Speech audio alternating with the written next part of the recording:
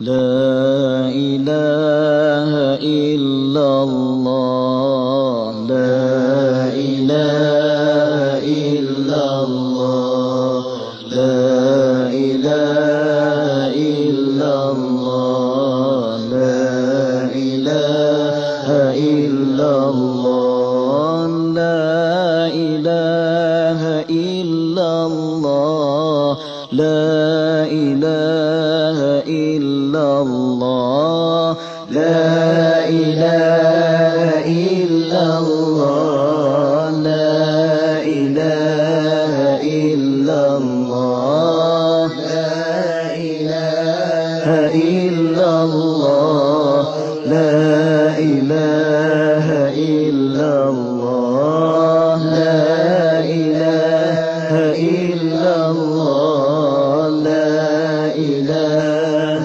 إلا الله.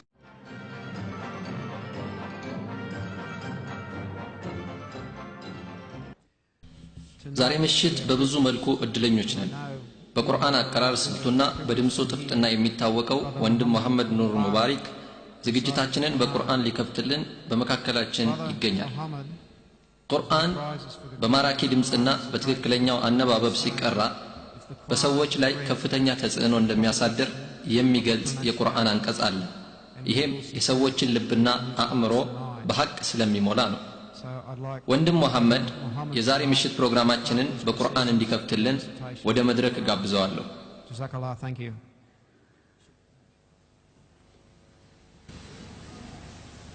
أعوذ بالله من الشيطان الرجيم. بسم الله الرحمن الرحيم.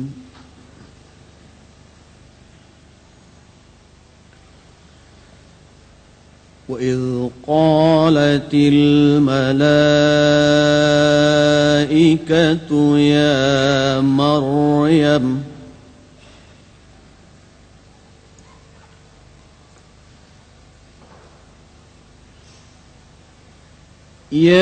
مريم إن الله اصطفاك وطهرك واصطفاك على نساء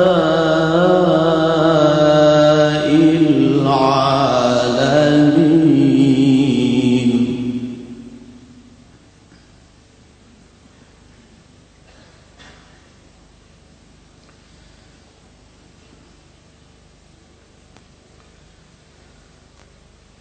يا مريم اقنتي لربك واسجدي واركعي مع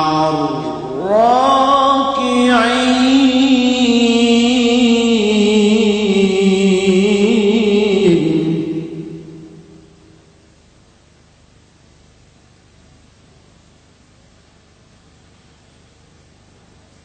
ذلك من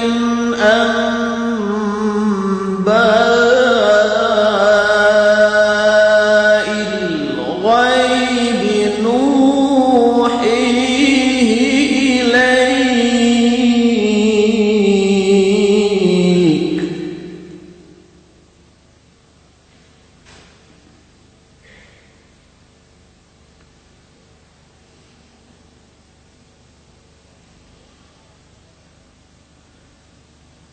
وما كنت لديهم إذ يلقون أقلامهم أيهم يكفل مريم.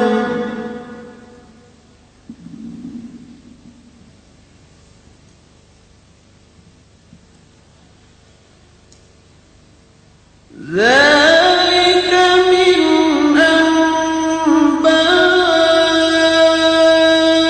الغيب نوحيه إليك وما كنت لديهم إذ يلقون أقلامهم أيهم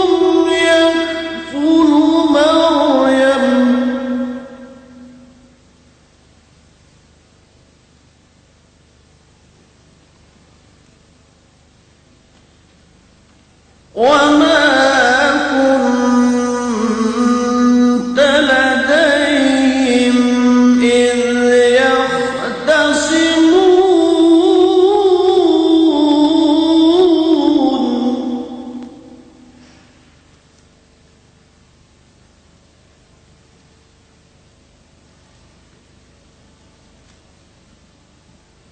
إذ قالت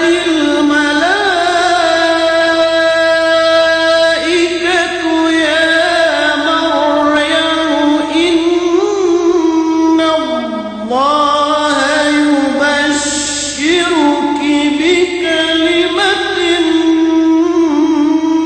منه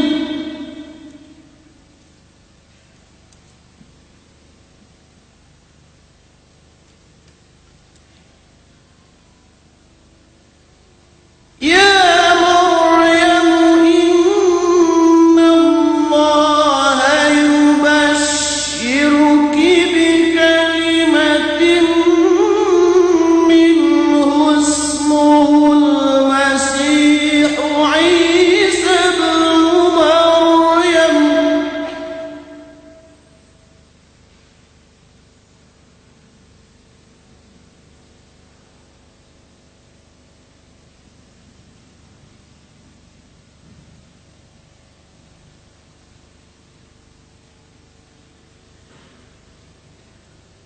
اسمه المسيح عيسى ابن مريم وجيها في الدنيا والآخرة ومن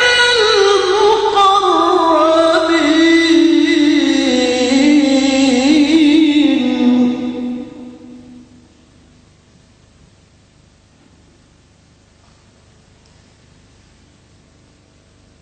ويكلم الناس في المهد وكهلا ومن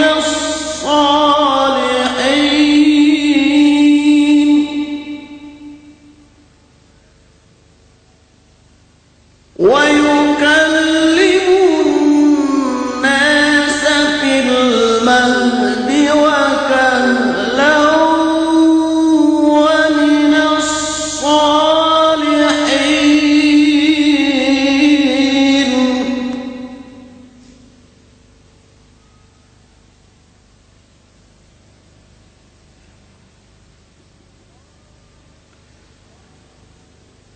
قالت رب أنى يكون لي ولد ولم يمسسني بشر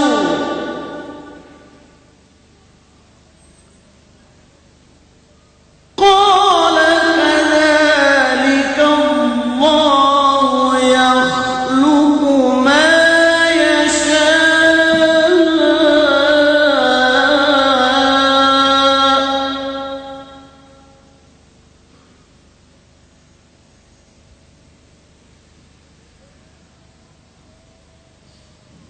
إذا قضى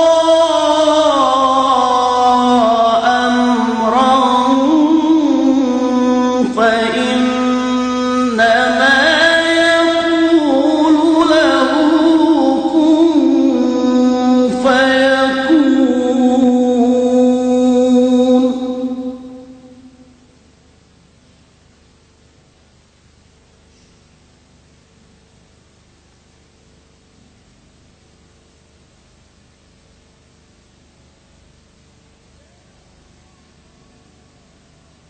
إذا قضى أمرا فإنما يقول له كن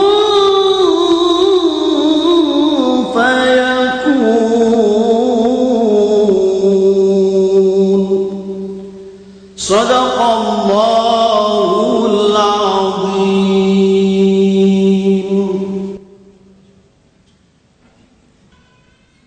ከሸይጣን በአላህ እጠበቃለሁ በአላህ ስም እጅግ በጣም ሩህሩህ በጣም አዛኝ በሆነው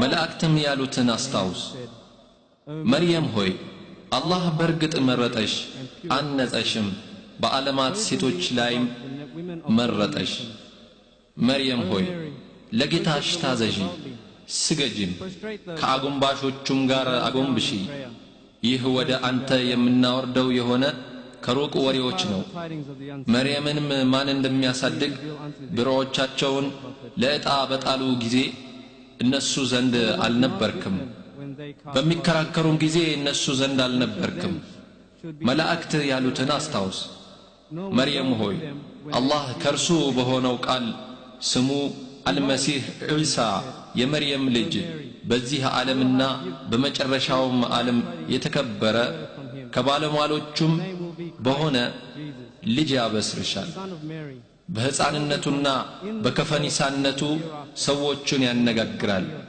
ከመልካሞቹም ነው አላት ጌታዬ ሆይ ሰው ያነካኝ ሲሆን ለኔ እንዴት ልጅ ይኖረኛል አለች ነገሩ እንደዚህ ነው አላህ የሚሻውን ይፈጥራል አንዳችን በሻ ጊዜ ለርሱ ሁን ይለዋል ወዲያውም ይሆናል አላት አልኢምራን ምዕራፍ 3 ከአንቀጽ 42 እስከ 47 ሰደቀላሁ አልዓዚም السلام عليكم ሰላም በሁላችሁ ላይ ይሁን የዛሬዋ ምሽት ለኔም ሆነ እዚህ ላለው ሙስሊም ማህበረሰብ ልዩ ምሽት ናት የረጅም ጊዜ ህልማችን እውን የሆነባት ምሽትም ናት in person ይህ በጣም የምንወዳቸው ሼህ አህመድ ዲዳት ንግግር ሊያደርጉልን እዚህ አውስትራሊያ ድረስ በአካል መምጣታቸው እድለኞች ያደርገናል አላህ Subhanahu Wa Ta'ala በፈቃዱ የዛሬዋን ምሽት ስኬታማ እንዲያደርግልን እንለምነዋለን ምስጋናችንንም እናቀርብለታለን ሼህ አህመድ ዲዳት ወደዚህ የመጡት በአውስትራሊያ ለሚኖሩ ክርስቲያኖች ስለ ኢስላም ምንነት ለሙስሊሞች ደግሞ እስላማዊውን ዳዕዋ ለማስፋፋት ያለብን ኃላፊነት በምን መልኩ መወጣት እንዳለብን ትክክለኛውን የዳዕዋ ስልት ሊያመለክቱን በማሰብ ነው ከምንም በላይ ግን ሙገሳዎች ሁሉ ለሚገቡት ኃያሉ አላህ የሚያምኑት ሙስሊሞች በሃይማኖታቸው ሊኮሩበት ሊተማመኑበት እንደሚገባ አራያነታቸውን ሊያካፍሉን ነው ሼህ አህመድ ዲዳት ዳዕዋ ሊያደርጉልን ፈቃደኛ ሆነው በመምጣታቸው በእናንተ በሁላችሁም ስም እያመሰገንኳቸው ወደ መድረኩ ጋብዛችኋለሁ ክቡራንና ክቡራት ወንድሞችና እህቶች ሼህ አህመድ ዲዳትን ወደ መድረኩ እንድትቀበሏቸው ጋብዛለሁ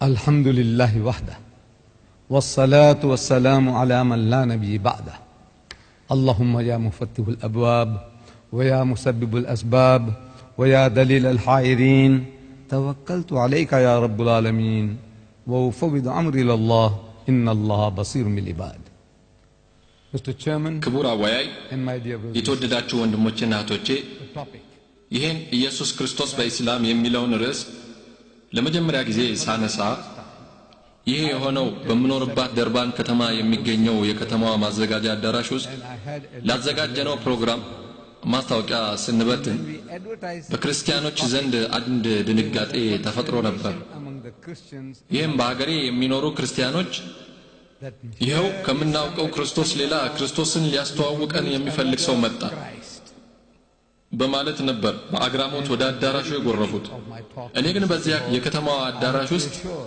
ባደረኩላቸው ንግግሬ መግቢያ ላይ ክርስቲያን ታዳሚዎቼ አንድ ነገር አስቀድመው እንዲረዱ ማሳሰብ ነበረብኝ one Christ ይህም እኛ ሙስሊሞች ሌላ ክርስቶስ እንደሌለንና ስለ አንድ አይነት ክርስቶስ እንደምናወራ ይህም እሱ ኢየሱስ ክርስቶስ መሆኑን በመግለጽ አረጋጋኋቸው በአዳራሽ ውስጥ ከተሰየሙት ሰዎች ከፊሎቹ ክርስቲያኖች መሆናቸውን ስለማውቅ እኛ ሙስሊሞች ሌላ የተለየ ክርስቶስ እንደሌለን የኛም ሆነ የነርሱ ክርስቶስ ያው ኢየሱስ ክርስቶስ መሆኑን አረጋግጥኩላችሁ and I'm suggesting ይህም ሆኖ እኛ ይህን ሐሳብ ከየት ነው ያገኘነው ይህን ስለ ኢየሱስ ክርስቶስ የሚገልጸውን ሐሳብ ማለቴ ነው በቀጥታ የምንሄደው ወደ ራሳችን ቀኖናዊ ቅዱስ መጽሐፍ ወደ ሙስሊሞች ቅዱስ ቁርአን ይሆናል።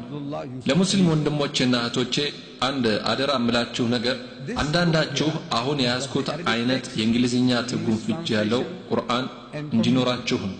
ይህ ቁርአንን በእንግሊዝኛ ፍቺና ትርጉም የያዘው መጽሐፍ የተዘጋጀው በአብደላህ ዩሱፍ አሊ ሲሆን የአረብኛ ቁርአን ቴክስት የእንግሊዝኛ ተዛማጅ ትርጉምና ተጨማሪ ማብራሪያዎችና መግለጫዎች በአንድ ላይ የተካተተበት እንዲሁም በዚህ የአምላክ መጽሐፍ ውስጥ ለማወቅ የምትፈልጉትን ነገር ሁሉ እጅግ ቀላልና ምቹ በሆነ መንገድ የምታገኙበት ሰፊ የቃላት ማውጫ ኢንዴክስ ያለው ስለሆነ ጠቀሜታው የጎላ ነው።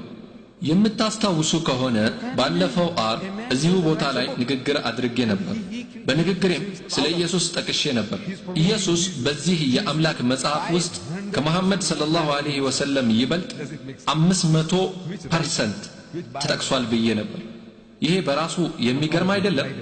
ራሱ መጽሐፍ የጻፈ ሰው የራሱን ስም ከውስጡ አስቀርቶ በጻፈው መጽሐፍ ሌሎችን ሲያስተዋውቅበትና ሲያሞግስበት አስቡት። እንግዲህ ኢየሱስ ኢየሱስ ኢየሱስ እያለ ከራሱ ይልቅ ኢየሱስን ሲያከብር ተመልከቱ። የዚህ አይነት የዋህነት ትርጉም የሚሰጥ አይደለም። የትኛው ደራሲ ነው ይህን የሚያደርገው? ይሄ የሱ የእጅ ሥራ አይደለም። የሱ ቢሆን ኖሮ በእርግጠኝነት የሚያስተዋውቀውና የሚያራምደው አጀንዳ ቢኖረው በቅድሚያ ስለራሱ ይሆን ነበር። ቅድም 500% ብዬ ነበር። ከናንተ ውስጥ ኢየሱስ በቁርአን ውስጥ ስንት ጊዜ ስሙ እንደተጠቀሰ የሚነግረኝ ይኖራል? ሳትንጫጩ እጃችሁን ብቻ በማውጣት ንገሩኝ። ይሄን መጽሐፍ ሸልማችኋለሁ። ኢየሱስ ስሙ ቁርአን ውስጥ የተነሳው ስንት ጊዜ ነው? እሺ ልጄ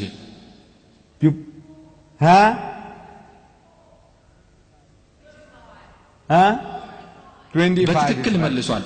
ስሙ 25 ጊዜ በቁርአን ውስጥ ተጠቅሷል።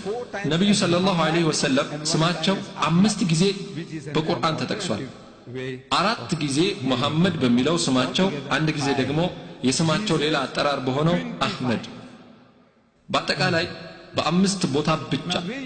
ኢየሱስ ግን 25 ቦታ ላይ ስሙ ተጠርቷል። ይህ አስደናቂ ጉዳይ ነው። ይህ መጽሐፍ በእርግጥም ልዩ ነው። እንግዲህ በዚህ 2000 ገጾች ባሉት ኢንሳይክሎፒዲያ በሚያክል መጽሐፍ ውስጥ ኢየሱስን ፍለጋ ኢየሱስ ኢየሱስ እያላችሁ ኢየሱስ የተጠቀሰባቸውን 25 ቦታዎች እንዴት ታገኛላችሁ? እያንዳንዱን ገጽ በማገላበጥ መንከራተት አያስፈልጋችሁ። እንደሱ አይደለም። ምንድነው የምታደርጉት? በዚህ ቅጂ ጀርባ ገጾች ላይ ወደሚገኘው የቃላት ማውጫ ኢንዴክስ ትሄዳላችሁ። ወደዚያ ትሄዱና ልክ እንደ መዝገበ ቃላት ኢየሱስ የተጠቀሰበትን ቦታ ለማግኘት ጄ የምትለዋ ፊደል ጋር ትገልጣላችሁ። ከዚያ ስለ ኢየሱስ በቁርአን ውስጥ የተወሳው ጉዳይ ሁሉ በጣቶቻችሁ ጫፍ ላይ አገኛችሁት ማለት ነው። የመጀመሪያው አብይ ርዕስ ጂሰስ በሚለው ስር እውነተኛ ነቢይ መሆኑን የሚገልጸው አለ። ሐቀኛ የአምላክ ነቢይ መሆኑን ምዕራፍ 6 አንቀጽ 85 ላይ በሁለተኛው ተራ ቁጥር ስለ አወላለዱ የሚናገረው አለ። ይሄ በሁለት ቦታ ተገልጿል። በአል ኢምራን ምዕራፍ 3 ከአንቀጽ 42 ጀምሮ እንዲሁም በ19ኛው ምዕራፍ አንቀጽ 23 ጀምሮ ስለ አወላለዱ በዝርዝር ተቀምጧል። እንዲህ እያለ ስለ ኢየሱስ የሚያወሱ አንቀጾች በስነ ስርዓት ይዘረዝረዋል። ስለዚህ ኢየሱስን ወይንም መሐመድን ሰለላሁ ዐለይሂ ወሰለም ከዚህም አልፋችሁ ሙሳን ፍለጋ እያንዳንዱን ገጽ ማገላበጥ አያስፈልጋችሁ። በሕይወታችሁ ውስጥ ማወቅ የምትችሉትን አስደናቂ ጉዳዮች በዚህ መልኩ ታገኛላችሁ። ለምሳሌ ኃያል ከሆኑት የአላህ መልእክተኞች አንዱ ስለሆኑት ሐዝረት ሙሳ ሰላም በሳቸው ላይ ይሁንና ቁርአን ውስጥ ስማቸው ምን ያህል ጊዜ እንደተወሳ የሚገምት ይኖራል። የይሁዶች ነብይ ስለሆነው ነብዩ ሙሳ አይደለም፣ የኛም ነብይ ናቸው። የይሁዶች ነብይ ነው ስለሚሉ ነው። ችግር የለውም። የይሁዶች ነብይ ስለሆኑት ሙሳ ስማቸው ስንት ቦታ ላይ እንደተወሳ ከናንተ ውስጥ የሚነግረኝ ይኖራል። ይሄን ከመለሳችሁ ምን እንደምሸልማችሁ አላውቅም። ይሄ መጽሐፍ ያንሳል። ስማቸው ስንት ጊዜ እንደተወሳ በትክክል የሚነግረኝ ወይንም የሚቀርብ ቁጥር የሚጠራ ካለ እሺ 52 ጊዜ አይደለም ከትክክለኛው መልስ በ10 ቁጥር ቅርበት እንኳን ብትጠሩ በንግግሬ መደምደሚያ ላይ ይህን ቁርአን እሸልማችኋለሁ። ትክክለኛውን አሃዝ ተዉት፣ ባካችሁ አትንጫጩ። እጃችሁን ብቻ ከፍ አድርጉ። እሺ አንተ 100 ጊዜ። እሺ አንተ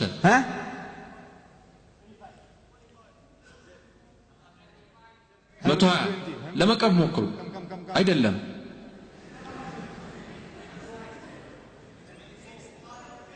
ይህንን ቁርአን ከራሴ ጋር ወደ ደቡብ አፍሪካ ይዤው መሄድ ያለብኝ ይመስላል። መልሱ ለ136 ጊዜ የሚል ነው። ቅዱስ የሆኑት ነብዩ ሙሳ በዚህ መጽሐፍ ውስጥ ስማቸው ለ136 ጊዜ ተወስቷል።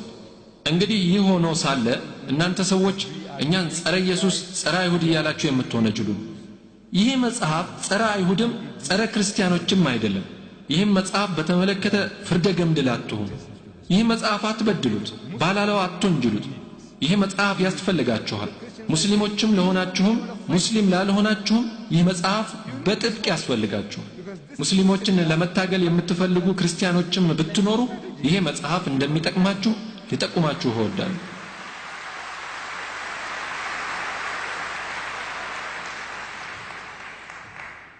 ይህን መጽሐፍ ብታነቡ ሙስሊሞች እንዴት እንደሚያስቡ ምን እንደሚያስቡ ስለምትረዱ ስትራቴጂያችሁን እንድትነድፉ ይረዳችኋል። ለሙስሊሞችም ያስፈልጋችኋል። ለሙስሊሞች የምመክረው ይህን መጽሐፍ በተቻላችሁ ፍጥነት በእጃችሁ እንድታስገቡ ነው። ይህን ብታደርጉ በህይወታችሁ ውስጥ ምርጥ የሆነ ኢንቨስትመንት እንዳከናወናችሁ ወቁ። እኔ በህይወቴ ውስጥ ትልቁን የእድሜ ዘመን ኢንቨስትመንት ያደረኩት በ1935 ይህን መጽሐፍ ለመግዛት 2 ፓውንድ ከ10 ሽሊንግ አውጥቼበታል። በወቅቱ የገንዘብ የደሞዜ እኩሌታ ነበር። የወር ደሞዜ በወቅቱ 5 ፓውንድ ሲሆን ከዚህ ገንዘብ ነው እንግዲህ ግማሽ የሚሆነው ቅዱስ ቁርአንን የገዛሁበት። ወላሂ ምንም ቅር አላለኝም ነበር። ምንም የምጸጸትበት ጉዳይ አይደለም። ይህን በማድረጌ ህይወቴ በሙሉ ተለውጧል። አሁን የማደርገው ዳዕዋ በሙሉ ይህን መጽሐፍ በማንበቤ ምክንያት የተፈጠረ ነው። ውድ ወንድሞችና እህቶች ይህን መጽሐፍ እንድትገዙ እመክራችኋለሁ። በውስጡም ኢየሱስን በተመለከተ የተጠቀሱ አርዕስቶችን ተመልከቱ። በተለይ ስለ ልደቱ የሚናገረውን የቅድሙ ቃሪ እነዚህን አንቀጾች ከቅዱስ ቁርአን አንብቧቸዋል። ወጣቱም ትርጉሙን አንብቦልናል። መልእክቱ ይበልጥ ግልጽ እንዲሆንላችሁ እነዚህን አንቀጾች ደግሜ ላብራራላችሁ እሞክራለሁ። አንድ የምጠቁማችሁ ነገር ግን አለ። ይህን የቅዱስ ቁርአን አንቀጽ ከነ ትርጉሙ የያዘ መጽሐፍ ስታገኙ ስለ ኢየሱስ ልደት የሚናገሩትን አንቀጾች ከገለጣችሁ በኋላ አስቀድማችሁ አንቀጾቹን በደንብ አድርጋችሁ ሐፍዟቸው፣ ሸምድዷቸው። በአረብኛ አያ የምንላቸው አንቀጾች ማለት ነው። ቢስሚላሂር ረህማኒር ረሂም ኢዝ ቃለቲል መላኢከቱ ያ መርየሙ ከነ ትርጉሙ መላእክትም ያሉትን አስታውስ። መርየም ሆይ ኢነላህ አስጠፋኪ አላህ በርግጥ መረጠሽ፣ ወጠሐረኪ ንጽሕት አደረገሽ፣ ወስጠፋኪ አላ ኒሳኢል ዓለሚን በዓለማት ሴቶችም ላይ መረጠሽ። የኢየሱስ እናት ከዓለም ሴቶች ሁሉ ቁንጮ አድርጎ አላህ እንደመረጣት ቁርአን ያስረዳናል። ይህ ቁርአን ለመርየም የኢየሱስ እናት የሰጠው የላቀ ስፍራ ደረጃና ክብር በክርስቲያኖች መጽሐፍ ቅዱስ ውስጥ እንኳን የለም። በፕሮቴስታንቶች መጽሐፍ ቅዱስም ሆነ በካቶሊኮች መጽሐፍ ቅዱስ ውስጥ ይሄ ክብር የለም። እኔ የሁለቱንም መጽሐፍ ቅዱሶች ይዣለሁ። በአንዳቸውም ውስጥ የዚህ አይነት ነገር አንድም ስፍራ አታገኙ። አንቀጾቹ እንዲህ እያሉ ይቀጥላሉ። መርየም ሆይ ለጌታሽ ታዘዢ፣ ስገጂም፣ ከአጎንባሾቹም ጋር አጎንብሺ። ይሄ ወደ አንተ የምናወርደው የሆነ ከሩቅ ወሬዎች ነው። እነዚህን አያቶች ከነትርጉማቸው ጎን ለጎን ሐፍዟቸው፣ ሸምድዷቸው። ይህን ካደረጋችሁ በኋላ ለቂርአታችሁ ሁሌም ሐሰና በሐሰና ላይ እንደምታገኙበት ታውቃላችሁ። በነገራችን ላይ ከቁርአን ለምንቀራው እያንዳንዱ ቃል ለእያንዳንዱ ቁርአን ውስጥ ለሚገኝ ፊደል 10 ሰዋብ እንደምናገኝበት ተነግሮናል። አሊፍ ላም ሚም ስንል እነዚህ ቃላት አይደሉም፣ ፊደላት ናቸው። ነብዩ ሰለላሁ ዐለይሂ ወሰለም እንደዚያ ብለዋልና አሊፍ ራሱን የቻለ ፊደል ነው፣ ላምም እንዲሁ፣ ሚምም እንዲሁ ለብቻው ራሱን የቻለ ፊደል ነው። አሊፍ ላም ሚም ይህ የሱረቱል በቀራ ሁለተኛው የቁርአን ምዕራፍ መግቢያ ላይ የሚገኝ ነው። ቢስሚላሂ ራህማን ራሂም በአላህ ስም እጅግ በጣም ሩህሩህ በጣም አዛኝ በሆነው ስንል ፊደላቱን ብትቆጥሩ 19 ናቸው። እያንዳንዳችሁ 190 ሰዋብ ታገኛላችሁ ማለት ነው። እነዚህን ቃላቶች ስናነብ ለምናነብም ሆነ ለምንሰማቸው እያንዳንዳችን 190 ሰዋቦችን እንመነዳለን። ይሄ ከአላህ ጋር ንግድ የምታካሂዱበት ልዩ አጋጣሚ ነው። ማሰቡን አሁን ተውትና ምንዳችሁን አላህ ዘንድ አከማቹ። በፍርዱ ቀን አላህ ሂሳባችሁን እንዳለ ይሰጣችኋል። ስለዚህ ወንድሞችና እህቶቼ እንዲሁ ስለ ማርያም ወኢዝ ቃለቲል መላኢከቱ ያ መርየሙ የሚሉ አንቀጾችንም ስንቀራ እንዲሁ አላህ ሰዋባችንን እንደሚያጠራቅምልን እናስብ። ከዚህም በተጨማሪ እነዚህን አንቀጾች ስትቀሯቸው ስትሐፍዟቸው ወይንም ስትሸመድዷቸው ስትተረጉሟቸው የቋንቋ ዕውቀታችሁ ጭምር መሻሻል እያሳየ ይሄዳል። ምክንያቱም እነዚህ ቃላቶች በየዕለቱ ከምንጠቀማቸው ተራ ቃላት የሚመደቡ አይደሉም። ቁርአን መርየም ሆይ መላእክትም ያሉትን አስታውስ፣ አላህ በርግጥ መረጠሽ አነጸሽም፣ በዓለማት ሴቶችም ላይ መረጠሽ። እነዚህን አንቀጾች ባነበባችሁ ቁጥር የአዳዲስ አረፍተ ነገሮችን አመሰራረት፣ የተራቀቀ የቃላት አሰካክን፣ አዳዲስ ቃላቶችን እያወቃችሁ ከመምጣታችሁ በተጨማሪ ለእያንዳንዱ ፊደል ንባብ ድርብርብ ሰዋቦችን ታገኛላችሁ። ይህን ማዘውተራችሁ እዚህ አገር ላይ እስልምናን ለማወቅ ያላችሁ የመጨረሻ እድላችሁም ነው። ይህ ሀገር እንደኔ ሀገር ደቡብ አፍሪካ ሁሉ የክርስትና ውቅያኖስ ነው። በየትኛውም አቅጣጫ ብትመለከቱ የምታገኙት ክርስቲያኖችን ነው። በስራ ቦታ ቀጣሪዎቻችን፣ ተቀጣሪዎቻችን፣ ጎረቤቶቻችን ሳይቀሩ ክርስቲያኖች ናቸው። ይሄ ለእናንተ ሌላ እድልም ይፈጥራል። አሁን ለሙስሊም እህቶቼ አንድ መልእክት ላስተላልፍ። ክርስቲያን ጎረቤቶቻችሁን በየዕለቱ ስታገኟቸው የተለመደውን ሰላምታ ከመለዋወጥ እንደምን አደርሽ፣ እንደምን ዋልሽ፣ ደህና ደሪ ወዘተ ከመባባላችሁ በተጨማሪ ከእንግዲህ ምንም ጊዜ ሳታባክኑ እስቲ እነዚህን ጎረቤት ሴት እህቶቻችሁን ወደ ቤታችሁ ለሻይና ቡና እያላችሁ ጋብዟቸው። አንቺ ሜሪ፣ ኤልሳቤጥ እስቲ ዛሬ ቤቴ ሻይ ላፍላልሽ፣ ልጆችሽንም ይዘሻቸው ነይ በሏቸው። እውነቴን ነው የምነግራችሁ፣ ሻያችንና ሳምቡሳዎቻችን የህንድ ባጅያ እነዚህ ነገሮች እንዲሁም በደቡብ አፍሪካ ያሉ ማሌዥያውያን የሚያቀርቡት ሻይና ኩሲስታዎች እነዚህን ምግቦች ታውቁ አታውቁ አላውቅም። ምናልባትም የየራሳችሁ ልዩ ልዩ ባህላዊ ምግቦች ይኖራችኋልና እናንተ ከኢንዶኔዥያ፣ ማሌዥያ፣ ባንግላዴሽ የመጣችሁ እህቶቼ እንዲሁም ከሊባኖስ የመጣችሁ ጣፋጭ የሥጋ ምግቦችን እንደምታሰናዱ አውቃለሁ። ሁላችንም ለየት ያለ የየራሳችን ባህላዊ ምግቦች አሉ። እነዚህን ምግቦች እስቲ ለጎረቤት ሴት እህቶቻችሁ አቅምሷቸው። እስቲ ይህን አድርጉና የገዛ ምግቦቻችሁን ተጠቅማችሁ እንዴት ወደ እውነት እንደምታቀርቧቸው ትለምዱታላችሁ። እያንዳንዱን የተለየ ባህላዊ ምግቦቻችሁን መግቧቸው። እኛ በደቡብ አፍሪካ ያለን በህንድ ሙስሊሞች ባህላዊ ምግቦች ነጮችን፣ ጥቁሮችን፣ ክልሶችንና ሌሎች ህንዶችን ጭምር እንዴት በቁጥጥራችን ስር እንዳዋልናቸው ብታውቁ ትገረማላችሁ። የምግቦቻችን ጥፍጥናና አሰራር ከሌሎች ህንዶች ስለሚለይ እነዚህ ህዝቦች ለምግቦቻችን ያላቸው አምሮት መቆጣጠር አይችሉም። ስለዚህ እያንዳንዱን ሰው እየመጣ ለጉድ ይመገባል፣ ይበላል፣ ይጠጣል። እውነቴን ነው የምነግራችሁ፣ ከምግቦቻችን ማንም ራሱን ሊያቅብ አይችልም። ሰዎችን በቀላሉ በምግብ በማባበል ባሪያዎቻችሁ ማድረግ ትችላላችሁ የሚባል አባባል አለ። እውነቴን ነው፣ ሌላ የተሻለ መንገድ የለም። ወደ አንድ ሰው ልብ ለመድረስ በሆድ በኩል ከመጓዝ የሚቀርብ መንገድ የለም ይባላል። እህቶቼ እስቲ ይህን የቤት ሥራ ውሰዱና ተግብሩ። ከጎረቤቶቻችሁ ጋር ሻይ ቡና እያላችሁ ጨዋታ ጀምሩ። ለምሳሌ እህቴ እንደው ቁርአን አይተሽ ታውቂያለሽ? ጎረቤታችሁ በፍጹም ልትላችሁ ትችላለች። ቁርአንን ባሳየሽ ፈቃደኛ ትሆኛለሽ በሏት። አዎ ጥሩ እንደምትላችሁ እርግጠኛ ነኝ።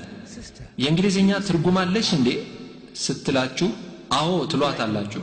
ማንም ሰው አይ በፍጹም ማየትም ማወቅም አልፈልግም የሚል የለም። ይህ ማንም ሰው አዲስ ነገር ለማወቅ ካለው ፍላጎት የሚመነጭ የሰዎች ሁሉ ባህሪ ነው። ስለዚህ እስቲ እንየው ትሉና ቁርአኑን ታመጣላችሁ። ቁርአን ታመጡና ምዕራፍ 3 አንቀጽ 24 ትገልጣላችሁ። አረብኛ ቋንቋ ማንበብ የምትችሉ ከሆነ አንቀጾቹን መጀመሪያ በቀጥታ በአረብኛ አንብቡላቸው። እነዚህን የአረብኛ ቋንቋ አንብቡላቸው፣ ቅሩላቸው። ይህ የአላህ ከላም ነው። ወዳጆቻችንም ሆነ ባላንጣዎችን የማንቀጥቀጥ ኃይል አለው፣ ይነቀንቃቸዋል። አላህ ራሱ እነዚህ የቁርአን አንቀጾች ሲቀሩ ሲነበቡ የሚሰማቸው ሐቀኛና እውነተኛ ሰው ከሆነ አይኖቹ እንባ እንደሚያዝሉ ነግሮናል። በተለይ የሮማ ካቶሊክ በዚህ ረገድ ይጠቀሳሉ። ይህን እኔ ራሴ ያረጋገጥኩት ጉዳይ ነው። ቀጥላችሁ ከቁርአን አንብቡላቸው። ቢስሚላሂር ረህማኒር ረሂም መላእክት ያሉትን አስታውስ፣ መርየም ሆይ ትርጉሙን ንገሯቸው፣ ከነ ትርጉማቸው አብራሩላቸው። ግን አንድ ነገር አትጠብቁ። ይህን ማድረጋችሁ ጎረቤታችሁን ለማስለም ላያስችላችሁ እንደሚችል፣ በሕይወት ዘመናችሁ በሙሉ በውስጣቸው ሲከማች የነበረን ዝገት፣ ሲያጠራቅሙ የነበሩ የተሳሳቱ እምነቶችን፣ አሉታዊ አመለካከቶችን በአንዲት ሻይና ኩሲስታ እናጥባለን ብላችሁ አታስቡ። የእናንተ ኃላፊነት አጋጣሚውን በመጠቀም ይህ ቁርአን ስለ ኢየሱስ የሚለው መሆኑን፣ ኢየሱስ ከአምላክ ታላላቅ መልእክተኞች አንዱ መሆኑን እንደሚገልጽ፣ እኛ ሙስሊሞች በኢየሱስ ተአምራዊ ውልደት እንደምናምን፣ ይህንንም አስመልክተው የቁርአን አንቀጾች ምን እንደሚሉ በዝርዝር አሳውቋቸው። እኔ አንድ የራሴን ገጠመኝ ላካፍላችሁ። ይሄ የሆነው በ1977 ነበር። በዚያ ዓመት ወደ ኢንዶኔዥያ ለመሄድ ጥረት እያደረግኩኝ ነበር። የሚገርመው ከዚያ ጊዜ ጀምሮ እስካሁን ድረስ በየጊዜው ጥረት ባደርግም ኢንዶኔዥያ ለመግባት አልቻልኩም። ደቡብ አፍሪካ የምትኖሩ ኢንዶኔዥያውያን ወንድሞቼ ይህን ታውቁታላችሁ። በ1977 የሙስሊሞች አገር የሆነችው ኢንዶኔዥያ ለመግባት እየሞከርኩ እስካሁን ድረስ ግን አልተሳካልኝም። አስቡት፣ ከ1977 ጀምሮ። በሌላ በኩል አንድ ልማድ ያደረኩት ነገር አለ። ወደ ሆነ የውጭ ሀገር ለዳዕዋ ለመሄድ ሳስብ አስቀድሜ በዚያ ሀገር የሚዘወተረውን ቋንቋ መሰረታዊ የመግባቢያ ቃላቶች አጠናለሁ። ይህ እንደ ሆቢ የያዝኩትና ልማድ ያደረኩት ጉዳይ ነው። በዚህ መሰረት አንድ 20 የሚሆኑ ልዩ ልዩ ቋንቋዎችን አውቃለሁ። የምቀልድ ሊመስላችሁ ይችላል። መስማት የምትፈልጉት ቋንቋ የትኛው? ስፓኒሽ፣ ፍሬንች፣ ሱዳኒዝ፣ የዲንቃ ህዝብ የጆንጋራንግ ቋንቋ ነው። እየተዋጉ ያሉ ህዝቦች ናቸው። ስዋሂሊ፣ እንግሊሽ፣ አፍሪካንስ፣ ዙሉ፣ ሌላ ምን ቋንቋ መስማት ትሻላችሁ? ሂብሩ፣ በመጨረሻም ኢንዶኔዥያን። ታዲያ በኢንዶኔዥያ ቋንቋ የተተረጎመ መጽሐፍ ቅዱስ አስፈለገኝና ከኢንዶኔዥያን ቋንቋ የተወሰኑ ቃላቶችን ለማጥናት ፈልጌ መጽሐፍ ቅዱስ ለመግዛት በደርባን ከተማ ወደሚገኝ አንድ የመጽሐፍ ቅዱስ መሸጫ መደብር ጎራ። በነገራችን ላይ በደቡብ አፍሪካ ውስጥ የሚገኙ ከተሞች እያንዳንዳቸው የመጽሐፍ ቅዱስ መሸጫ መደብሮች አሏቸው። እነዚህ መደብሮች በልዩ ልዩ ቋንቋዎች የተዘጋጁ መጽሐፍ ቅዱስ ይሸጥባቸዋል። እኔ በኢንዶኔዥያ ቋንቋ የተዘጋጀ መጽሐፍ ቅዱስ ነበር የፈለግኩትና ይህንኑ ያላቸው እንደሆነ ስጠይቃቸው እንደሌላቸው ነግረውኝ ምናልባት ጆሐንስበርግ ውስጥ ላገኝ እንደምችል ጠቆሙኝ። ከዚያ ጆሐንስበርግ ሲሄድ በጆሐንስበርግ ወደሚገኝ የመጽሐፍ ቅዱስ መሸጫ መደብር አመራው። ወደ ውስጥ እንደዘለቅሁ የምፈልገውን የኢንዶኔዥያ መጽሐፍ ቅዱስ አገኘሁና ገዛሁት። በመጽሐፍቱ መደርደሪያ ሸልፍ ላይ ያሉ ሌሎች መጽሐፍትን ሳገላበጥ ደግሞ ሌላ በግሪክና በእንግሊዝኛ የተጻፈ ትልቅ አዲስ ኪዳን መጽሐፍ ቅዱስ በመመልከት ላይ ሳለሁ ለካስ የመደብሩ ኃላፊ ይከታተለኝ ኖሯል። ምናልባትም የገረመው ይሄ ኮፍያ ያደረገ ጺማም ሰውዬ ይህን ውድ የሆነ የግሪክና የእንግሊዝ መጽሐፍ ቅዱስ ምን ሊያደርግ ይሆን ብሎ ተገርሞ ይሆናል። ኃላፊው ከዚያ ወደ እኔ መጥቶ ሰላምታ አቀረበልኝ። ሰላምታ ከተለዋወጥን በኋላ በዚህ መጽሐፍ ቅዱስ ላይ ፍላጎት ያሳደረብህ ምንድነው በማለት ጠየቀኝ። እኔም አዎ በንጽጽር ሃይማኖት ላይ ስለምሰራ ለዚህ ጉዳይ በዚህ የግሪክ እንግሊዝኛ አዲስ ኪዳን ውስጥ የሚጠቅመኝን ለማየት የፈለግኩት ነጥብ ስላለ ነው አልኩት። አቀራረቤ ስለማረከው ነው መሰለኝ ለሻይ ቡና አብሬው መሄድ እችል እንደሆነ ጠየቀኝ። ፈቃደኛ መሆኔን ስነግረው ወደ ቢሮ ወስዶኝ እያወራን ሳለን እኛ ሙስሊሞች በኢየሱስ እንደምናምን ያውቃሉ አልኩት። ይሄ ለሱ እንግዳ ነገር ነበር። በነገራችን ላይ በደቡብ አፍሪካ ያሉት መጽሐፍ ቅዱስ ቤቶች ኃላፊዎች ሁሉም ጡረታ የወጡ የቀድሞ ቀሳውስት ናቸው። ይሄኛው ቄስ ሬቨረንድ ደንክልስ ነው። በማስከተልም እኛ በኢየሱስ ማመን ብቻ ሳይሆን በኢየሱስ የተለየ ተአምራዊ አወላለዱ እንደምናምን ከቁርአን እነዚህን አንቀጾች እየጠቀስኩ አስረዳሁት። አንቀጾችን ሳነብለት ሬቨረንዱ ይህማ ከኔ መጽሐፍ ቅዱስ ጋር ይመሳሰላል አለኝ። የኢየሱስ አፈጣጠር በቁርአን ውስጥ እንዲህ ተገልጿል አልኩት።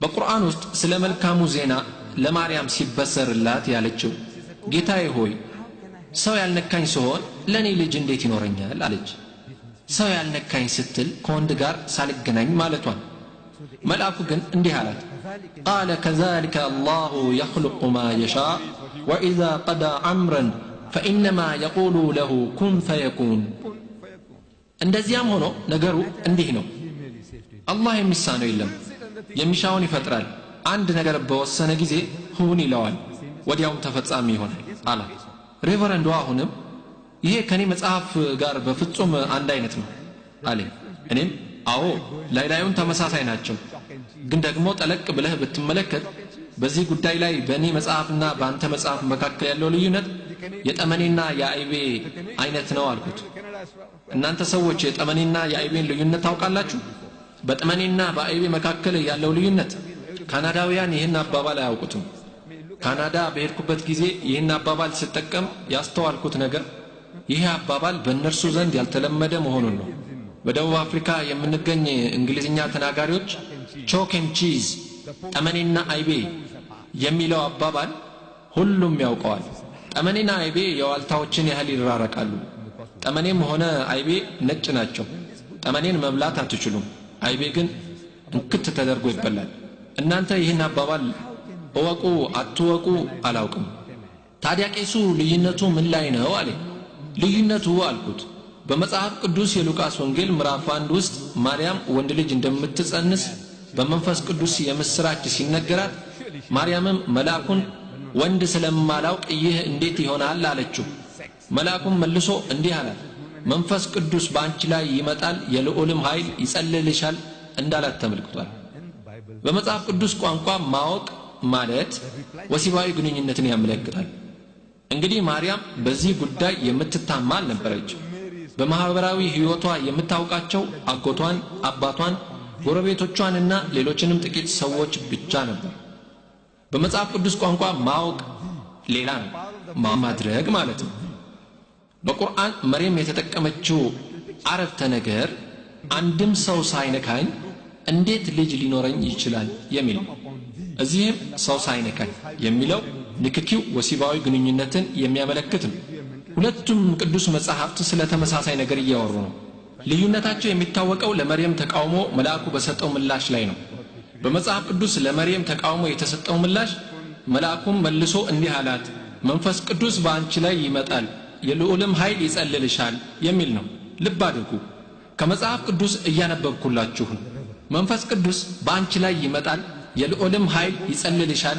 ይሸፍንሻል ይህ አገላለጽ በአእምሮ ውስጥ የሆነ አይነት ስዕል ይፈጥራል መንፈስ ቅዱስ ክርስቲያኖች እንደሚሉት ከሆነ አንድ አካል ነው መንፈስ ቅዱስ ከሶስቱ ስላሴዎች አንዱ ነው ሶስት አይደሉም አንድ ናቸው ይሉናል ዋናው ቁም ነገር ይሄ በማርያም ላይ የሚመጣው መንፈስ ቅዱስ አካላዊ ማንነትን በሚገልጽ መልኩ ተገልጿል ጥያቄው በአንቺ ላይ ይመጣል ሲል ምን ለማለት ተፈልጎ ነው እንዴት በምን አኳኋን በወንድና በሴት አኳኋን ኮርማና ላም እንደሚያደርጉት ወይንስ ሌላ በእርግጠኝነት ይህ አገላለጽ በሰዎች አእምሮ ውስጥ የሆነ ስዕላዊ ድርጊት ይጭራል ይሄ በእርግጥ ተአምር እንደሆነ እናውቃለን ተአምር እንደሆነም እንስማማለን ግን ደግሞ መጽሐፍ ቅዱስ እየተጠቀመ ያለው ቋንቋና አገላለጽ እጅግ የወረደ ቋንቋ መሆኑን ትረዳላችሁ ቁርአን ይህን ተአምር እንዴት ይገልጸዋል ቁርአን وإذا قضى أمرا فإنما يقول له كن فيكون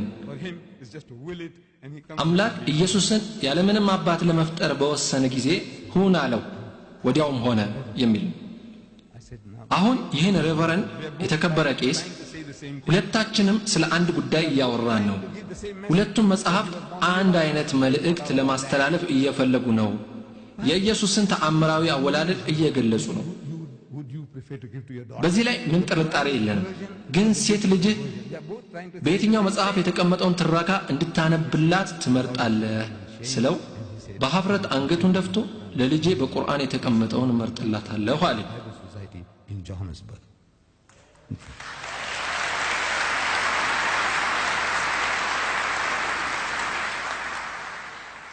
እንግዲህ ይህንን በእነዚህ የቁርአን አንቀጾች የተቀመጠውን መልእክት ለክርስቲያኖች ጓደኞቻችሁ ለጎረቤቶቻችሁ ለአሰሪዎቻችሁም ሆነ ለሰራተኞቻችሁ አድርሱላቸው ምን እንደሚሏችሁ ታያላችሁ ይህን ስትነግሯቸው እንደ ቀልድ የሚወስዱት ከሆነ ሌሎች መንገዶችና ዘዴዎችን ትጠቀማላችሁ አለበለዚያ ግን ይሄ አላህ ዳዕዋ እንድናደርግላቸው የሚፈልግበት ስልት ነው በእነዚህ አንቀጾች የተመለከተው ታሪክ የሚያወራው የማርያም እናት ሐና ለረጅም ዘመናት መኻን ሆና ልጅ ሳትወልድ ከቆየች በኋላ አምላክ ከአብራካቸው የሆነ ልጅ እንዲሰጣቸው አላህን በመለመናቸው አላህ ጸሎታቸውን ሰምቶ የጠየቁትን እንደሚያገኙ በመላእክት በኩል ያበሰራቸውን ታሪክ በመንተራስ ሐናም በጸነሰች ጊዜ ጌታዬ ሆይ እኔ በሆዴ ውስጥ ያለውን ጽንስ ከሥራ ነፃ የተደረገ ሲሆን ላንተ ተሳልኩ ከኔም ተቀበል በማለት ስለተሳለች ጊዜዋ ደርሶ ስትወልድ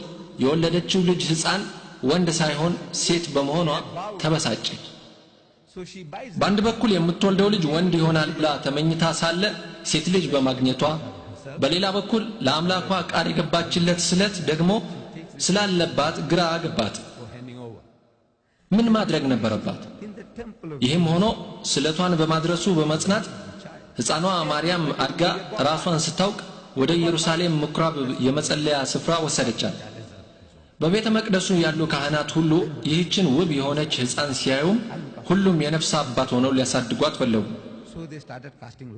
የነፍስ አባት ማለት ታውቃላችሁ ምዕራባውያን ለሕፃናት መንፈሳዊ አባት ሆነው ለሚያሳድጉ ሰዎች የሰጡት ቃል ካህናቱ ለሕፃኗ የነፍስ አባት ሆነው ሊያሳድጓት እኔ ልውሰዳት እያሉ እርስ በርሳቸው ተሻክቱባት ጠጠር እየወረወሩ ዕጣ አወጡባት የዘከሪያ ተራድ ሲደርስ እድሉን ሲሞክር ማርያምን የማሳደግ ዕጣ ለሱ ደረሰ ዘከሪያ የመጥምቁ ዮሐንስ አባት ነው እንዲህ ባሉ ዕጣ የማውጣት ሂደቶች ሰዎች ዕጣዎችን በትክክል አልጣልክም በአግባቡ አልወረወርክም ወዘተ እያሉ እንደሚከራከሩ ይታወቃል ስለዚህ በካህናቱ መካከል አለመግባባት ነበር ቁርአን ሙሐመድ ሆይ ማርያምን ማን እንደሚያሳድግ ለመወሰን ብዕሮቻቸውን በጣሉ ጊዜ ከነርሱ ዘንድ አልነበርክም በዚህ ጉዳይ ላይ በተወዛገቡ ጊዜም ከነርሱ ዘንድ አልነበርክም የሚለው ለዚሁ ነው ሙሐመድ መጻፍም ሆነ ማንበብ የማይችል ሰው ስለነበሩ እነዚህን ታሪኮች አላህ ካላሳወቃቸው በቀር የሚያውቁበት ምንም እድል አልነበራቸው አላህ እንዴት እንዳሳወቃቸው ሲናገርም መልእክተኛዬ ሆይ ይህ ላንተ የተረክነው ታሪክ የሩቅ ምስጢር ሀተታዎች አካል ነው በማለት በወህይ ያስተዋወቃቸው ወህይ የተገለጠላቸውን ማንኛውንም ነገር ከመቀበል በስተቀር ሌላ አማራጭ ስላልነበራቸው ይሁዲ ሴት የሆነችው የኢየሱስ እናት ማርያም ከዓለም ሴቶች መካከል የተመረጠች በላጭ መሆኗ ሲነገራቸውም ከመቀበል ሌላ አላንገራገሩም በአረቦችና አይሁድ መካከል የነበረውን ታሪክ ስታዩ ግን ለነቢዩ መሐመድ ሰለላሁ ዐለይሂ ወሰለም ይሁዳዊቷ ማርያም የዓለም ሴቶች በላጭ መባሏ ትርጉም የሚሰጥና ተቀባይነት የሚኖረው ነገር አይመስልም አስቡት አይሁድ ለ3000 ዓመታት አረቦችን ሲንቁና ሲያንቋሽሹ በነበረበት ሁኔታ ይሄን መቀበል ይህን ታውቁ ኖሯል አይሁድ እንደሚሉት አባታቸው ኢብራሂም ሁለት ሚስቶች ነበሯቸው ሳራና ሀጀራ ይሁዲዎች ሀጋር ይሏታል እኛ ይላሉ አዎ እኛ ይሁዲዎች የሳራ ልጆች ነን ከኢብራሂም የበኩር የመጀመሪያ ልጅ ይስሐቅ የተገኘ ከያዕቆብ የመጣን ከያዕቆብ አይሁድ ዘር ከ12ቱ የያዕቆብ የእስራኤል ልጆች የተባዛነን እኛ አይሁድ ነን በአምላክ የተመረጠን ዘር ነን ይላሉ ይህን የሚሉት ከተከበረው የኢብራሂም በይስሐቅ የዘር ግንድ በኩል የተገኙ በመሆናቸው ነው እስማኤል ደግሞ የሀጋር ወይንም የሀጀራ ልጅ ነው እስማኤል የኢብራሂም የመጀመሪያ ልጅ በእሳቸው በኩል አረቦች ሁሉ ተገኙ ሁለቱም ግን የአንድ አባት ልጆች ቢሆኑ ይሁዲዎች ግን ለ3000 ዓመታት አረቦችን ሲንቁና ወደታች ሲያዋቸው ኖረዋል እነዚህ አረቦች ሀጋሪዮች በስነ ጽሑፎቻቸው ውስጥ ሀጋሪዮች ይሏቸዋል የሀጋር ወይም የሀጀራ ልጆች በማለት በንቀት ይጠሯቸዋል እስላምንም ከዚሁ ጋር በማዳበል ሀጋሪዝም የሚል ስያሜ ሰጥተውታል የአጋር ልጆች ሃይማኖት ለማለት ይሄ የገዛ የአባቶቻችን ልጆች ለኛ የሚሰጡን መጠሪያ መሆኑ ነው ይሄ ባለበት ሁኔታ ነው እንግዲህ ይህ ሰው መሐመድ አንዲትን ይሁዳዊት ሴት ሰማይ በሚያደርስ ደረጃ ያከበሯት ይህ አስደናቂ ነገር ነው ለማንም ይቸግራል መሐመድ ግን ይህን አድርገዋል ብያለሁ እንዴት ይሄን ይቀበላሉ? ወላሂ ክርስቲያኖችን አበሳጭተዋል። ከዚህ በባሰ መልኩ አረቦችንም ማስቆጣታቸው አልቀረም። አረቦቹ አረባዊት የሆነች ሴት ለዚህ የላቀ ክብር እንደሚመርጡ መጠበቃቸው አልቀረም። ግን ይሄ አልሆነም። ነብዩ ሰለላሁ ዐለይሂ ወሰለም እናታቸውን፣ ሚስታቸውን ወይም ሴት ልጃቸውን ለዚህ ማዕረግ አላበቁም። ልጃቸው ፋጡማ የጀነት ሴቶች መሪ ትሆናለች ብለን ብናምንም በቁርአን ውስጥ ግን ስሟ እንኳ አልተጠቀሰም። የሷ ብቻ አይደለም፣ የመሐመድ ሰለላሁ ዐለይሂ ወሰለም እናት ከሚስቶቻቸውም የአንዷ ስም እንኳን አልተጠቀሰም። ይሄ መጽሐፍ በእውነት አስገራሚ መጽሐፍ ነው። ለዚህም ነው ሰዎች ስለምንነቱ ግራ የተጋቡት። እንዲያነቡት ስትሰጧቸውም ምናልባትም መጀመሪያ ይሄ መሐመድ ስለሚባለው ሰው በመጽሐፉ ውስጥ ማፈላለግ ይጀምራሉ። ስለሱ የቤተሰብ ታሪክ፣ የዘር ግንዱ ለማወቅ ቁርአንን ያገላብጡታል፣ ግን አያገኙትም። የአባቱ ስም እንኳን ማን እንደሚባል ቁርአን ውስጥ አልተጠቀሰም። በፍጹም የለም። አባቱ ማን ነው? እናቱ ማን ትባላለች? የት ነው የተወለደው? የት ነው የሞተው? እዚህ ውስጥ ስለዚህ ጉዳይ የተጠቀሰ አንድም ነገር የለም። ለምን? ኢየሱስን ተመልከቱ። ገና ከመጸነሱ በፊት ስለነበረው ብስራት ብቻ በቁርአን ውስጥ በሁለት ስፍራዎች ላይ ተጠቅሷል። ስለ መሐመድ መወለድ ግን ከናካቴው የለም። መሐመድ 5 ጊዜ ብቻ ስሙ ሲወሳ የኢየሱስ 25 ጊዜ፣ ሙሴ 136 ጊዜ አላህ ስማቸውን በቁርአን ውስጥ አውስቷል። ይሄ በእርግጥም የሚደንቅ መጽሐፍ ነው። ምዕራባውያን ስለ እነዚህ ጉዳዮች የለመዱት በአንድ ዘመን በአንድ ወቅት እንዲሆነ እያለ የሚቀርብ ታሪክን ነው። እያንዳንዱ ነገር በአንድ ወቅት በአንድ ዘመን ድሮ እንዲህ ነበር እንዲህም ሆነ በሚል ያተራረክ ዘይቤ ተለክፈዋል። እዚህ ውስጥም ይህንኑ በድሮ ዘመን ድሮ የሚል ነገር የሚፈልጉ ከሆነ ይሄ መጽሐፍ የድሮ አይነት የተረት መጽሐፍ አይደለም። እጅግ የተመጠነ ቁም ነገር ብቻ የሚያወራ መጽሐፍ ነው። ለዚህም ነው የምትፈልጉትን ነገር ለማግኘት የቃላት ማውጫ ብትጠቀሙ ወደምትሹት ጉዳይ በቀጥታ ይወስዳችኋል ያልኳችሁ። ወንድሞቼና እህቶቼ የቃላት ማውጫ ኢንዴክስ ብትጠቀሙ የምትፈልጉትን ርዕስ ይበልጥ እያጣጣማችሁት እንድታነቡ ይረዳችኋል። ይህን መጽሐፍ እባካችሁ በተቻላችሁ ፍጥነት በእጃችሁ አስገቡት። አሁን ወደ ዋናው ነጥብ ልመለስ። እኛ ሙስሊሞች ኢየሱስ ከአላህ አንጋፋ መልእክተኞችና ነብዮች አንዱ መሆናቸውን ማመን ይጠበቅብናል። እሱ ክርስቶስ ተብሎ የተተረጎመው መሲህ ወይም መሳያህ ነው። ቀደም ብዬ በጠቀስኩት አንቀጽ ማለትም ሱረቱል ኢምራን አንቀጽ 45 አላህ ወኢዝ ቃለቲል መላኢከቱ ያ መርየሙ መላእክት ያሉትን አስታውስ መርየም ሆይ ይላል። ቁርአን ከርሱ በሆነ ቃል አልመሲሁል መሲህ ስሙ አልመሲህ መሳያህ ወይንም ክራይስት በሆነ ይላል። መሲህ በአረብኛ መሳያ ከዕብራይስጥ ወደ ግሪክ ሲተረጎም ክርስቶስ ሲባል ክርስቶስ የሚለው ለማንበብ ስለሚረዝም ኦስ የሚለውን ከላዩ ላይ ቆርጠው ክራይስት ወደሚል አሳጥረውታል። ክራይስት ማለት ያ እሱ የተቀባው ማለት ነው። መሲህ ማለትም ያው የተቀባው ማለት ነው። ሁሉም እያወሩ ያሉት ስለ ተመሳሳይ ጉዳይ ነው። ይቀጥላል። የመርየም ልጅ ኢሳ ወጂሃን ፊ ዱንያ ወልአኺራ በዚህችም በቀጣዩም ዓለም የተከበረ ወሚነል ሙቀረቢን ከአላህ የቅርብ ባለሟሎች አንዱም ይሆናል ይላል። ክርስቲያኖች ኢየሱስ በአምላክ በስተቀኝ ይቀመጣል ይላሉ። ቁርአን ደግሞ እሱ ከአላህ የቅርብ ባለሟሎች አንዱ ነው ይላል። ለክርስቲያኖች ወንድሞቻችን የምንላቸው ተመልከቱ፣ እኛ እናንተ የምትሉትን እየተቀበልን ነው። ኢየሱስ ከአምላክ ዘንድ በስተቀኝ እየተቀመጠ ነው። ይሁን እንጂ ይሄ አባባል ጂኦግራፊያዊ አቀማመጥን አያመለክትም። አቀማመጡ አካላዊ አይደለም። ምክንያቱም አምላክ በአንዳች ግዙፍ ዙፋን ላይ የተቀመጠ አካል አይደለምና። እንዲሁም ኢየሱስ ከሱ አጠገብ በስተቀኝ በኩል ባለው በርጩማ ላይ የተቀመጠ አይነት ነገሩ እንደዚህ አይደለም። ይሄ ትርጉም የሚሰጥ ነገር አይደለም። አስቡት፣ ይህን ሰፊ ፍጥረተ ዓለም በሚያስተዳድረው ግዙፉና ኃያሉ አምላክ አጠገብ ቁንጫ የሚያክል ነገር ተቀምጦ ምን ልበል? የሆነ አተም እንዴት ልግለጽ? ሚጢጢ ባክቴሪያ የሚያህል ነገር በበርጩማ ላይ ተሰይሞ አስቡት። ይሄ ምን አይነት ክብር ይሆናል? ሰዎች በስተቀኝ ስንል እያወራን ያለነው የክብር ስፍራን በተመለከተ ነው። ለምሳሌ እገሌ ቀኝ እጄ ነው ስል ይህ ሰው የግድ ከኔ በስተቀኝ የቆመ ወይንም የተቀመጠው ሰው መሆን የለበትም። እሱ ምናልባትም ከበስተግራዬ ከበስተኋላዬ ወይም ከፊት ለፊቴ የሚቀመጥ ሊሆን ይችላል። እገሌ ቀኝ እጄ ነው ስል ችግሬን የማካፍለው የሚረዳኝ የማማክረው ጉዳይ ቢኖር ይህን ቀኝ እጄ የምለውን ሰው ነው። ቀኝ እጄ የምለው ምናልባትም ሁሌም ከበስተግራዬ የሚቀመጥ ሰው ሊሆን ይችላል። ይህ አባባል ብቻ ነው። ቀኝ እጄ ስል በእኔ እምነት በጣም ተፈላጊና ጠቃሚ የሆነ ችሎታ ያለው ሰው ማለት ብቻ ነው። ይሄ የቃሉ ትክክለኛ ፍቺ። ስለዚህ ከአምላክ በስተቀኝ ስትባሉ ከአምላክ በስተቀኝ የተቀመጠው በአካል ወይንም በጂኦግራፊያዊ መልኩ ሳይሆን በክብርና በልቅና ነው በሏቸው። ከዚህ ውጪ እሱ ከአምላክ በስተቀኝ በኩል ያለች በርጩማ ላይ ነው የተቀመጠው ለማለት አይደለም። ይሄ ተመሳሳይ የሆነ ነገር በሁለት የተለያዩ ድባቦች ውስጥ የመመልከት ውጤት ነው። ክርስቲያኖች የእኛን አገላለጽና ተረጓጉም የግድ መቀበል የለባቸውም። ይህን ማድረግ አይጠበቅባቸውም። ግን ደግሞ ይበልጥ የሚመስለውንና ምክንያታዊ የሆነን ቢቀበሉ ይሻላል ብለን ለመጠቆም ያህል ነው። ያም ሆነ ይህ ተመልከቱ፣ ኢስላም ለእሱ ለኢየሱስ እጅግ በጣም የላቀ ክብርና ደረጃ ሰጥቶታል ለማለት ነው። አንቀጹ ይቀጥላል። ወዩከልሙ ናሰ ሰዎችን ይጠራል ፊል መህዲ ወከህለን ከአንቀልባ ውስጥ እያለና ካደገም በኋላ ሰዎችን ወደ ፈጣሪ አንድነት ይጠራል። ወሚነ ሷሊሒን ከአላህ የቅርብ ባለሟሎች አንዱም ይሆናል። ይሄ ኢየሱስ ነው።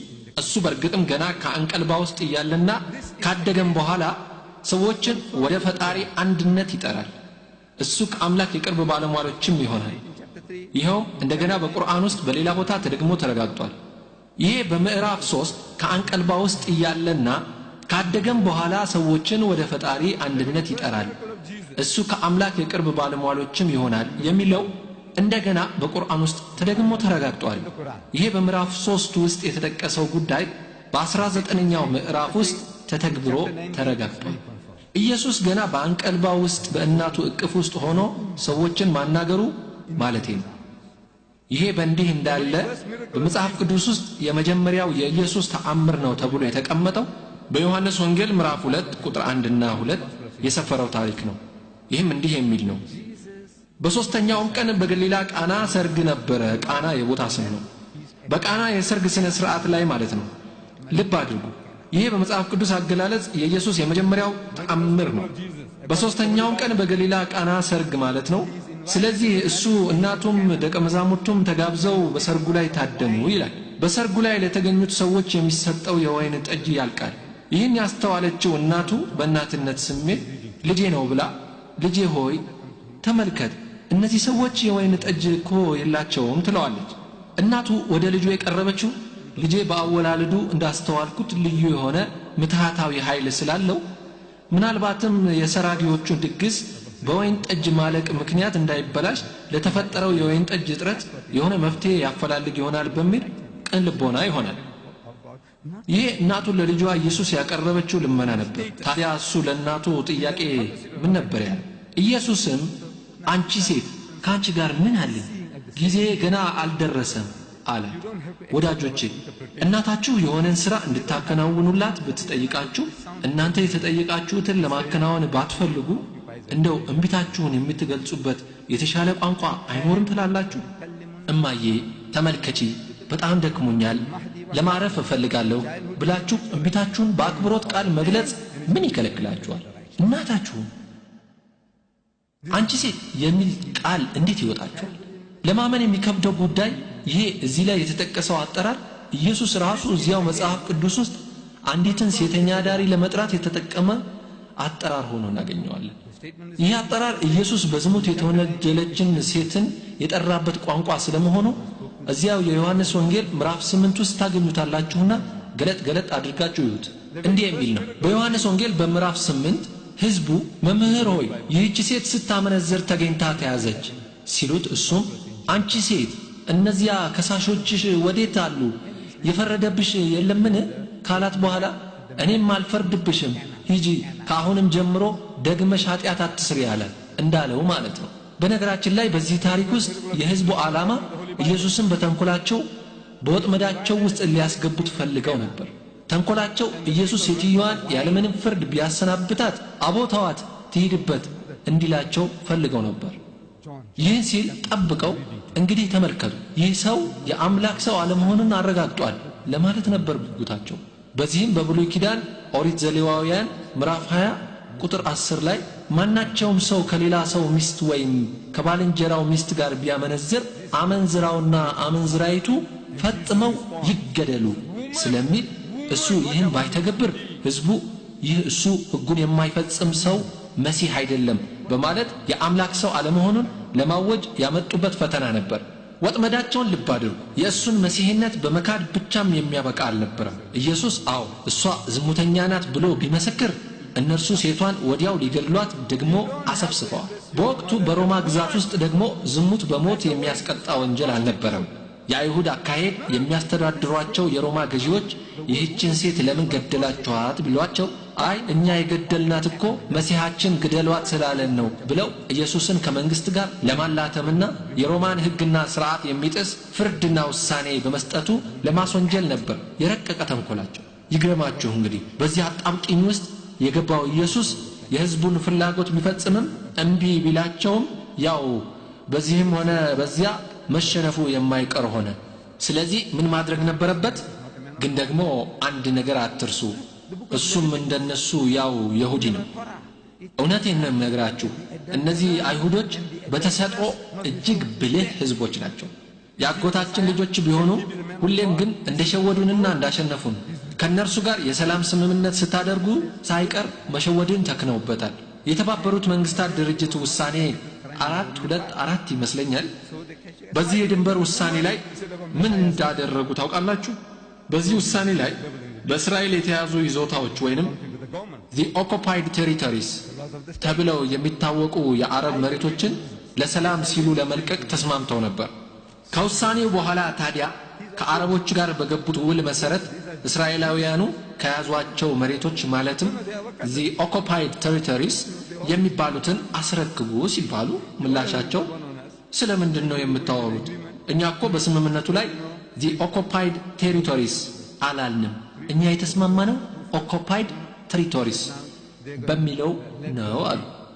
ከተጨመረበት በ1967 እስራኤል የያዘቻቸውን የአረብ መሬቶች በሙሉ ያጠቃልላልና ስለዚህ የድርሻችሁን በመወጣት የሰላም ውሳኔውን ተግብሩ ሲባሉ አይ እኛ ስምምነቱ ላይ occupied territories በሚለው ነበር የተስማማነው ብለው አረፉት። ለካስ ከውሳኔው ዶክመንት ላይ የምትለው ቃል ቀድመው አስፍቀዋል። ሲታይም በውሳኔው የስምምነት ወረቀት ላይ በእርግጥም the occupied territories ሳይሆን የሚለው occupied territories ነበር። በወቅቱ በዚህ ዘዴ ሸውደው አሸንፈውናል።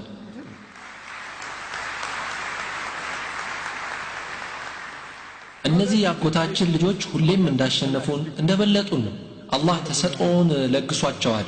አሁን ማድረግ ያለብን ከነርሱ የሆነ ነገር መማር ነው፣ ተንኮሎቻቸውን ለመከላከል። የአንድን ህዝብ ቋንቋ ካወቅ ከተንኮሎቻቸው ለመጠበቅ ይጠቅምሃል እንደተባለው ማለት ነው። እኛ ግን ይህን አላደረግንም። እኛ በእርግጥም በዚህ ረገድ የተዘጋጀን አይደለንም፣ ብዙ ይቀረናል። አእምሮአዊ ትጥቃችን በጣም ብዙ ይቀረዋል። ወደ ታሪኩ ልመለስና ስለዚህ ምን ነበር ያሉት? አዎ በዝሙት ተወንጅላ የመጣችውን ሴት በተመለከተ የኢየሱስ ምላሽ ምን ነበር? እዚያው መጽሐፍ ቅዱስ ውስጥ ኢየሱስ ግን ጎንበስ ብሎ በጣቱ በምድር ላይ ጻፈ። መላልሰው በጠየቁት ጊዜ ግን ቀና ብሎ ከእናንተ ኃጢአት የሌለበት አስቀድሞ በድንጋይ ይውገራት አላቸው።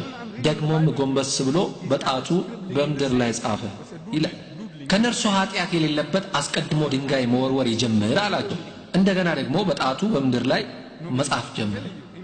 ከመጽሐፍ ቅዱስ እያነበብኩላችሁ አሁን እኔ ክርስቲያኖችን የምጠይቀው ኢየሱስ በምድር ላይ ጫር ጫር ሲያደርግ የነበረው ምን ነበር የሚል ይህን ማንም አያውቀውም። እኔ በህይወት ዘመኔ ብዙ ክርስቲያኖችን ስለዚህ ጉዳይ እንዲነግሩኝ ጠይቄ ኢየሱስ መሬት ላይ ምን ሲጽፍ እንደነበረ ሊነግረኝ የቻለ አንድም ክርስቲያን አልገጠመኝ። ኢየሱስ ምን ነበር ሲሞነጫጭር የነበረው? አንዳ